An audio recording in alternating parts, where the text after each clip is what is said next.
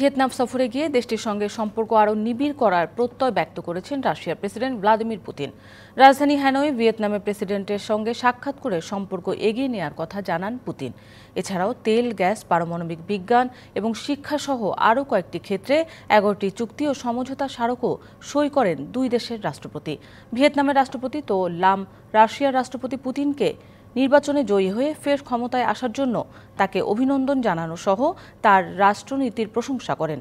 বলেন, পুতিন বিশ্বের শান্তি, স্থিতিশীলতা ও উন্নয়নে অবদান রেখেছেন।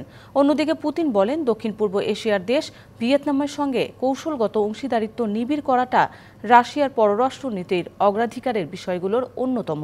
উত্তর কোরিয়া সফরের পর বৃহস্পতিবার ভিয়েতনাম সফরে যান পুতিন। গত মে মাসে পঞ্চম মেয়াদের জন্য রাশিয়ার ক্ষমতা গ্রহণের পর থেকে তিনি চীন ও উত্তর কোরিয়া সফর শেষে তৃতীয় দেশ হিসেবে ভিয়েতনাম সফর করেছেন।